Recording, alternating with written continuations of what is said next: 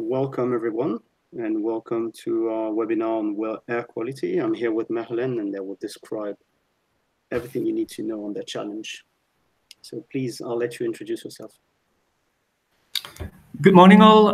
My name is Dimitri from the city of Mechelen. I'm the Data and Information Manager, and I will give you a quick introduction into the project SCIFI, the call that we're launching. And then I will give the word to Stan Franks, who is the project leader of a project called Mechelen, which he will tell all about in the next few slides. So basically, what are we doing here? SCIFI is a European Interreg project, and we're launching 2 calls, which is now the first call, to find some smart city solutions to challenges that we find in our cities, and for which we hope that the companies in Europe can find good solutions. In order to promote the call, we have a few webinars. We have a very general webinar regarding the whole process of the call, the timing of the call, some details about funding possibilities, etc. And we have some other webinars where we describe the specific challenges. And as you already saw, this one is a specific challenge on air quality, which is a shared challenge between the city of Mechelen and the city of Bruges. This webinar will take roughly about 40 minutes. We will talk for 20 minutes, Stan and myself, and then there's room for Q&A.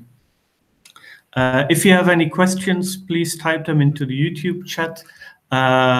We'll gather them until the end, so our story is complete, and then we'll answer them one by one. What is the SCIFI project? The SCIFI project is a European project. It consists of a consortium of 8 partners, 4 cities, a few business network organizations, and some information partners. And what we do in the project is we launch an accelerator for mid-sized cities and businesses to co-create some practical and sustainable solutions for city challenges. The focus is on using data, on open data, and to get some smart city solutions there. It's specifically aimed at mid-sized cities because we see that within the whole smart city story, they're a bit behind the bigger cities to be able to open up data to gather all the interest from the companies, etc. So that's why we focus on them. As I said, it's funded by the Interreg 2Cs program. We will have 2 cycles of open calls, for which this is the first one. The next one will be launched somewhere in 2019. So this first open call, the call is open from July the 2nd until October the 2nd of this year, so you can still apply for roughly a month. And we in the call, we have 7 challenges in 3 domains: smart energy, clean environment, and smart mobility. The process is an online application process, so there's a registration form that you can find on our website, in which you have to explain your solution and some extra information about how you're going to spend the money, etc. After the call closes, we will do a review. We'll have an interview with the shortlisted companies, and we will select 1 or more companies per challenge that will be allowed to set up their pilot, their proof of concept in 1 or more cities. That will take roughly about 6 months. So we hope that after 6 months we will have a working pilot or a working proof of concept, and after that we can have a matchmaking and maybe a full implementation. But for the first experimentation period to develop the pilot, we can provide up to 10,000 euros of financing. What's the rough timeline of the call process? We've had a preparation period of 6 months. And as I said earlier, the call was opened on the 2nd of July. The call is open for 3 months, so until the 2nd of October. We then have a 3-month selection period with the interviews, etc. And then the experimentation phase is 6 months to develop the pilots into the city, which starts on January the 17th. And then hopefully in June 2019, everybody can start celebrating the good solutions. So what do we offer to the companies that are selected in the open call? We can provide up to 10,000 euros to support the development of the pilot or proof of concept or a minimum viable product, however you want to call it. And we also offer the opportunity for a full solution implementation for successful pilots. Not only the cities that are present in the consortium might be interested in implementing the solutions, but behind every city of the consortium, there's already a city cluster of more cities in the 2Cs region that might be interested in the results of the challenge. Within the experimentation process, we aim at a good co-creation process. So there will be a lot of contact between the company and the cities and its inhabitants, so that the solution that will be developed is truly aimed at the challenges that are in the city and that the stakeholders in the city are happy with what's being developed. During that period, the companies will also enjoy some support from the business partners and the knowledge institutions within the consortium to help them regarding procurement, getting their product ready, etc.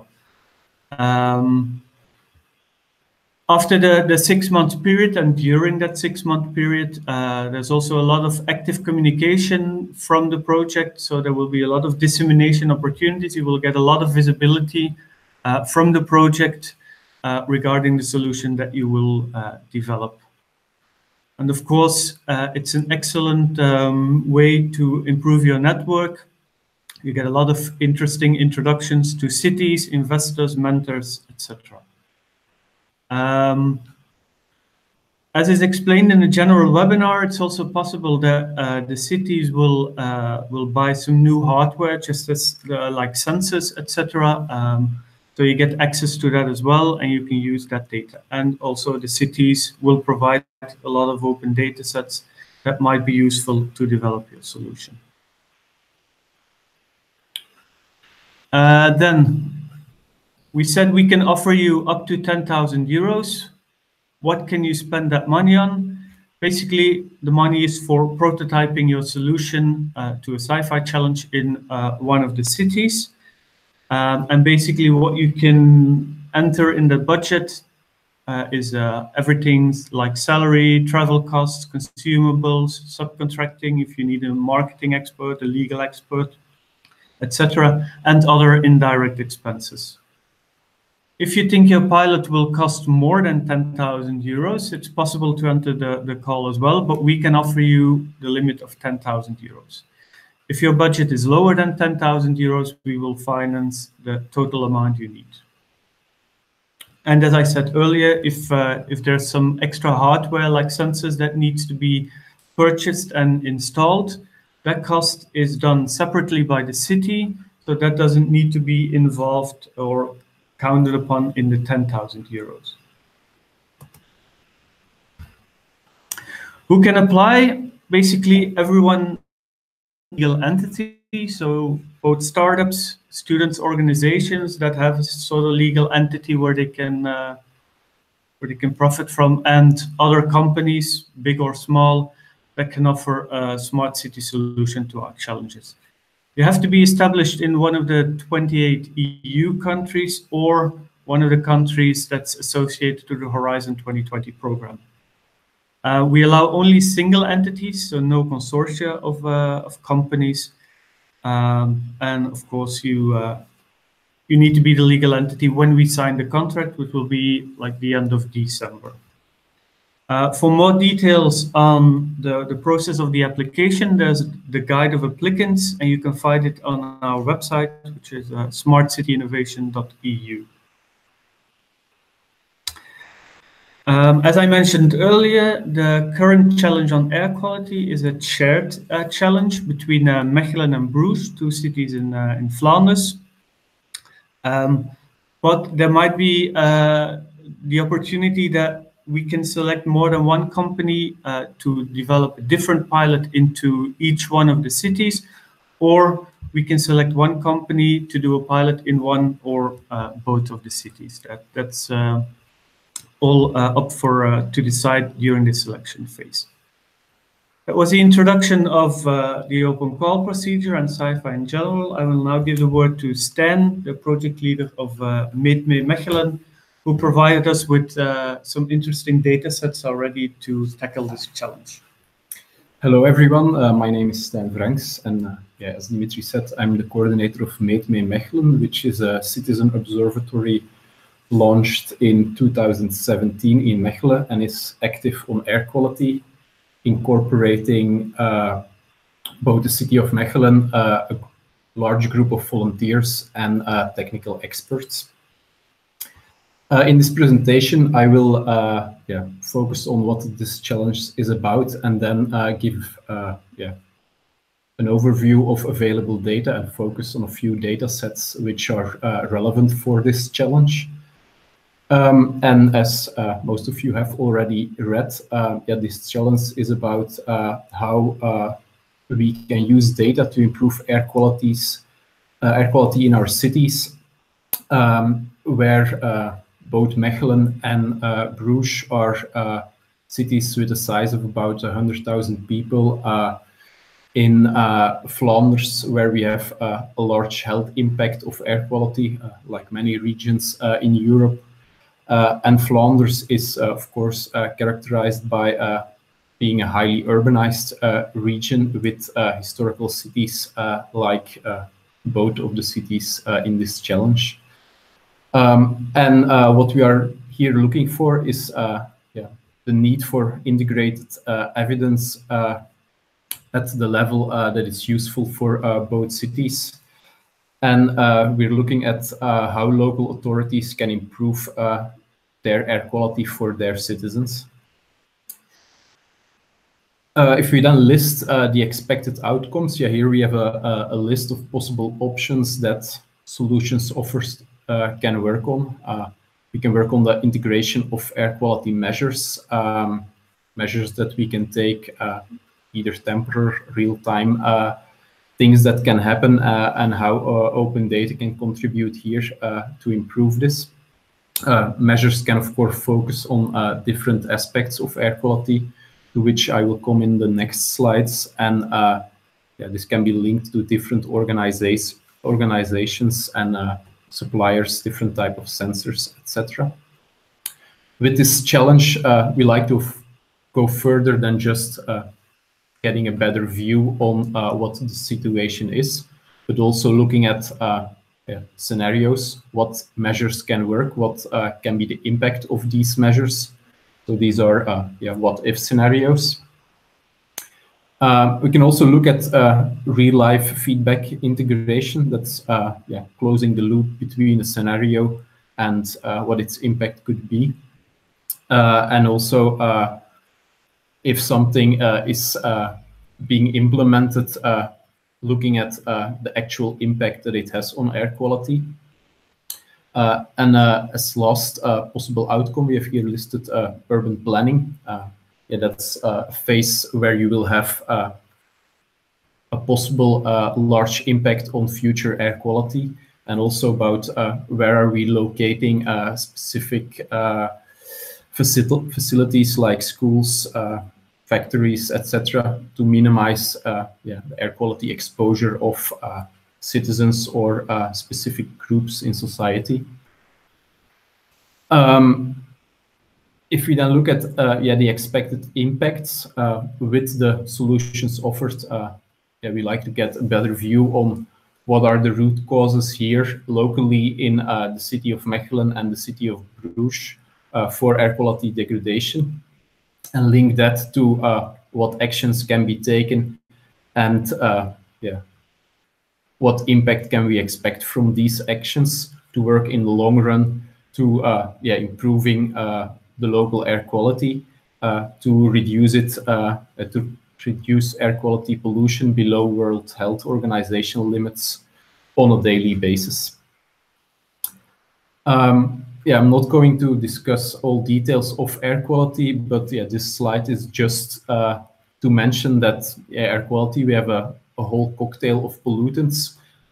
We can work with sensors on different type of pollutants, and most relevant are particulate matter.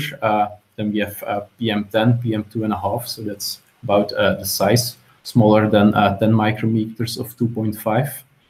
Within that smaller fraction, we then have black carbon or elemental carbon. That's the pollutant that we're measuring here with Meet-Me-Mechelen, which is soot from combustion processes. And we might also mention ultrafine particles. Nitrogen dioxide is also receiving a lot of interest as it can be linked to traffic and is a good indicator for air pollution from traffic. And to complete the list, we have also mentioned ozone and sulfur dioxide.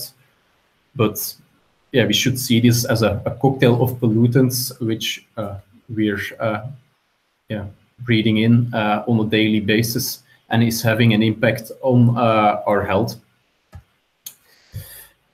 To come to knowledge on the causes of the current air quality situation, all these pollutants have a source, a variety of sources. We can mention traffic, residential heating, industry, agriculture, and both infograms here in Dutch give the percentages in Flanders of what traffic is doing at the top right. So the road traffic in Flanders is leading to about 1/3 of the nitrogen oxides and soot emissions, and part of the particulate matter emissions as well. Another relevant source to mention is wood burning for residential heating, which is also one of the major sources, mainly for PM emissions. But of course, the local situation that we see, it's not only the amount of pollutants emitted, it's also what is the distance to these sources and what type of environment do we have. Here, one thing we like to mention is that a historical city like Mechelen and Bruges, there we have street canyons which can trap pollutants, leading to higher concentrations and higher exposure of local citizens. And of course, air quality is heavily influenced by the meteo situation as well. Wind speed, for example, is having a large impact on the concentrations that we see. Then to come to the data sets that are available, many data are available on the website of VMM, that's the Flemish Environmental Agency, where you find annual maps, reports, including analysis on what is the current situation in Flanders. They are also responsible for the monitoring network in Flanders with about 100 stations spread over the country, which you can follow up the data measured on their website. They are working in close collaboration with IRCEL, which is the interregional cell for environment in Belgium, and that's making the link with Brussels and Wallonia, where you find also air quality forecasts and real-time information. So those two websites give a lot of maps and a lot of data on air quality. If you then look at the supporting data, which were also already mentioned on the website, a lot of data are gathered on the website geo.be in Flanders, where you find a lot of data sets on infrastructure, road infrastructure, land use, etc. And all of that is also available to possible participants in this challenge. And then, of course, in a fourth step, we come then to city-specific information, like the data measured by an initiative like Meet-Me-Mechelen, and those will be published on an open data platform of the city of Mechelen itself, where other relevant data sets can be found as well. Then a quick overview of what data are available. This is the NO2 map for Flanders for the year 2016, where we have indicated the location of Mechelen and Bruges. So there it's evident that traffic has a big impact. You can clearly see the locations of the main highways in Flanders, and then that we have increased concentrations where there's a lot of activity and a lot of people are living, like mid-sized cities like Mechelen and Bruges, but clearly Antwerp and Brussels, cities of an even bigger size, the air quality NO2 levels are even higher. If we then zoom into both cities, then the map of Mechelen on the right, there you see the effect of the local highway fairly close to the city center, and then a ring road and several street canyons in the city where you have quite high concentrations, even exceeding annual average limits from Europe, and a similar view for Bruges, where you also have street canyons, the main traffic corridors highlighted for this pollutant, which has a strong link with road traffic. If we then switch to another pollutant, PM2.5, so this is particulate matter, here we get a quite different view of Flanders, as this pollutant is much more, the variety of these concentrations is more on a regional level. So here we still see that we have increased concentrations in cities, industrial regions in Flanders, but it's not as strongly linked to very local sources like road traffic. So this is a different view on Flanders. Then the data that we have locally in Mechelen from Meet Me Mechelen are black carbon measurements, which are done in campaigns run by volunteers. Now we are close to starting a fourth campaign, which will be the final one. And the idea behind that is that the campaign should give a view on the variation in air quality in the city, as you see here on the first two maps for October 2017 and February 2018. But by repeating the campaign 4 times, it also gives a view on the variation that we have throughout the year in a city like Mechelen. And we can already draw some analysis, like the impact of the traffic-free zone in the heart of the city is evident. That if you look at the ring road, the closer that you go to the central market square, the lower the concentrations get as the amount of traffic goes down as well. We have some main roads going to the city, which have quite increased road intensities, which are very clear. And we can also draw some conclusions about the type of environment we are in, how close you are to traffic lights, and that type of analysis. As final slides, I'm just quickly mentioning the source apportionment data that are available from the Flemish Environmental Agency, and that give at a Flemish level the contribution of each sector in Flanders to the total emissions of the different pollutants. So this is the overview for particulate matter on the left in 2000, on the right in 2015. So you can also see that there's quite a bit of evolution.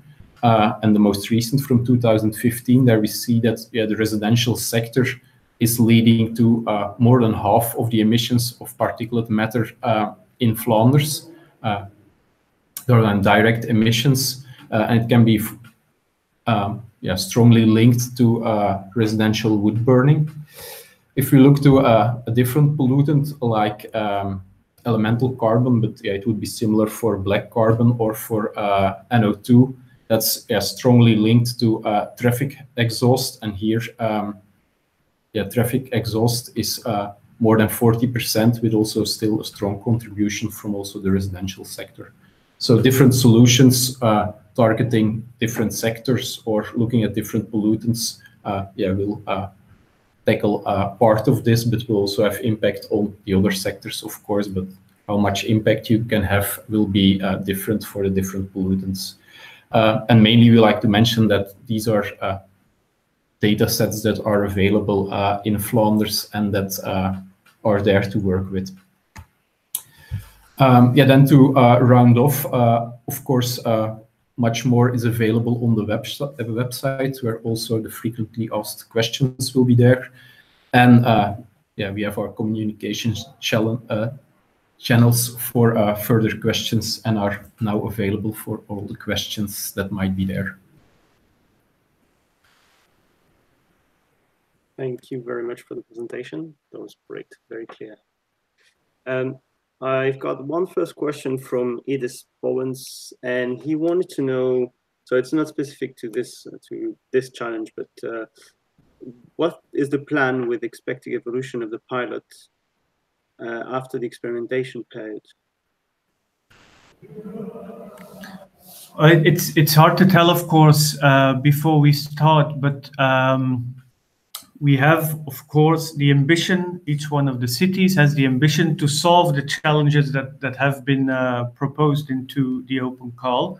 So based on the outcome of the experimentation phase, there will be a matchmaking day where every company that has developed a pilot can meet the other cities in the consortium and the other cities in the city clusters that are linked to the cities that are currently in the consortium, and there will be a matchmaking. So we'll see there are probably some cities that have budget available to go for a full implementation. The city of Mechelen and the city of Bruges as well, of course. But it will depend on what business case emerges from the development of the pilot and the success that the pilot has, of course. Because we are also very aware that we're dealing with innovation here, with smart cities, with the use of open data. So we can quite be certain that there might be some pilots that are not successful, but then again, it's a very good learning curve there. But of course, if the pilot is unsuccessful, there will be no full implementation.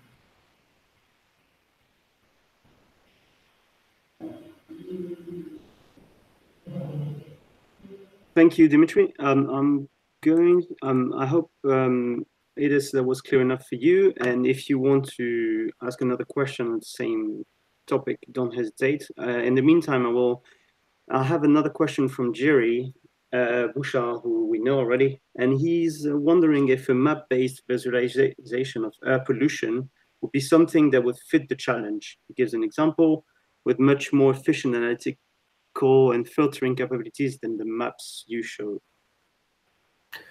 I think it might, or it will certainly be a part of a solution that we want to have developed, but it cannot stop there. What we really want as the proof of concept or the pilot is that we also get some extra pushes to make sure that people within the city administration or even the local citizens in the city, that everyone is able to understand what's in the maps and that it can be used to trigger some measures that can be taken. So we don't want a pure visualization, because that doesn't necessarily trigger people to start changing their behavior or to look for different measures. We want the pilot being developed to also guide people towards different measures that can be taken, different actions that can be taken.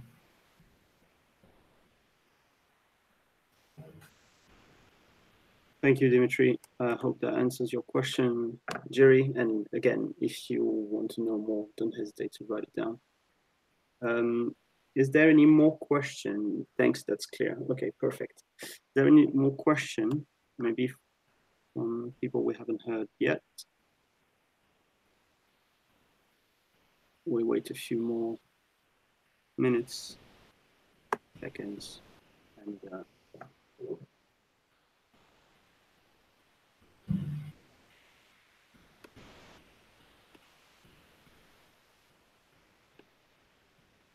well, while we wait for other questions, I seize the opportunity to tell you that we've got 4 webinars tomorrow.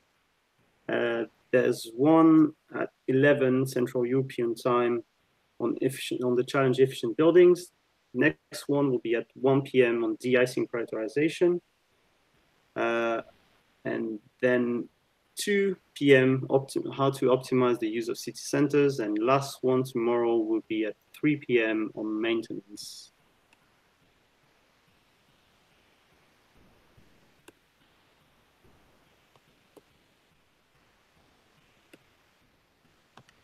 Okay, I do not see any more questions. Dimitri, do you have anything else to add before we stop the stream?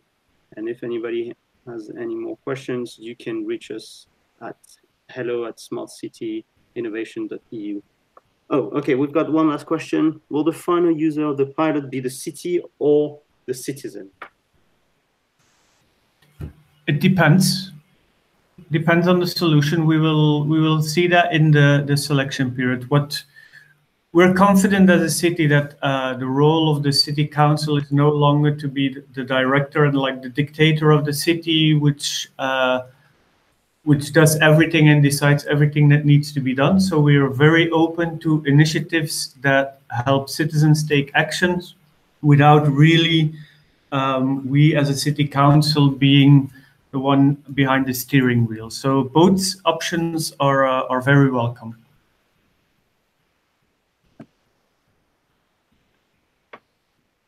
Thank you.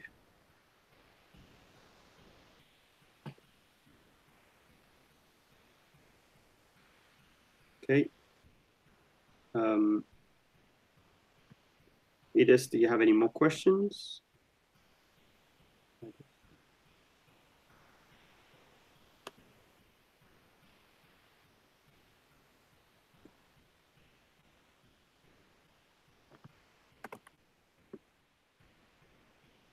Okay, I think that's it, Dimitri. If you don't have anything else to add, I think we can close the stream, and we'll see you all tomorrow for our next webinar.